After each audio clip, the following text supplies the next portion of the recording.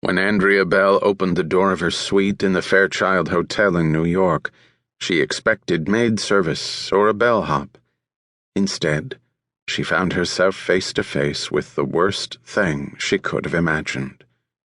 She'd seen the man talking to Grace in the Museum of Modern Art earlier that day, and there'd been something about the way he was looking at Grace, the subtle smile, the lean of his body toward hers, that suggested predator and prey. And here was the predator at her door. Still standing in the hotel hall, he looked beyond Andrea. She saw a quick movement of his head and darting of his eyes to make sure they were alone. His eyes. The predator again. Then he showed her a gun, which he drew out from beneath his light jacket that was still spotted with rain from the drizzle outside. It was a stubby gun of the sort operated with both hands, and it had what Andrea had heard referred to as a banana clip. An automatic rifle, she believed. Rat-a-tat-tat. She knew little about guns, but she understood that the carnage could be astounding. Andrea had never had a gun pointed at her. She taught art, not war. Her legs went rubbery as she stared into the black hole at the end of the muzzle. It was hypnotic, the way the gun's dark bore seemed like an eye gazing back at her with malicious meaning. She retreated as if in a trance when the man pushed his way in and closed the door softly behind him. He raised a forefinger to his smiling lips in a signal, a warning for her to remain silent. Then he clicked the gun onto a clasp on his belt so it dangled pointed forward. He smiled with his head cocked to the side and shrugged while displaying turned-up palms as if to say, "See? No problem here. Nothing to be scared of, lady." And like that, he had her by the neck. She knew immediately that she was in the hands of an expert, but it wasn't a comforting thought. He knew exactly where to squeeze, and how hard. The room darkened, and Andrea was aware that her hands had become fluttering, useless objects as she clawed feebly at his iron fingers.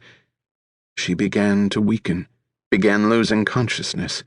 She knew she might never return to this world. This was it, the end of her life. Her left hand closed on the gun and fumbled at it, played feebly with the immovable trigger to no avail. She had no mastery over her fingers. There would be a safety somewhere, but even if she found it, she wouldn't recognize what it was, wouldn't be able to move it.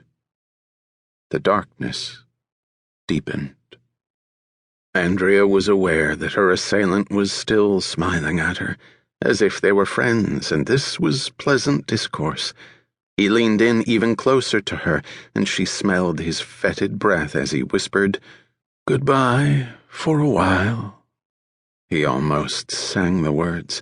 She inanely thought the tune was the theme song of an old TV show. His grip on her neck tightened painfully, and she became incredibly lightheaded, as if she might rise like a balloon into a dark sky. So this is how it is. She became aware of movement, and as she lost consciousness saw that Grace had come in from the suite's bedroom where the girls, her students, were watching TV before preparing to sleep on 2 double beds and a rollaway. She was wearing jeans and a t-shirt that left her midriff bare. Grace. Grace. Grace. Grace was standing frozen, her slender figure caught in an awkward pose, her wide blue gaze fixed in horror. Her right fist was raised to her mouth so that she was gnawing on a knuckle. Andrea had never seen anyone look so terrified. As the darkness engulfed her, she felt that somehow she would remember Grace that way, forever. The killer unfastened his AK-47 from its belt clasp and kept it aimed at the thin, blonde girl from the museum. With careful conversational prodding, she'd told him all he needed to know: who the group was, why they were in the city,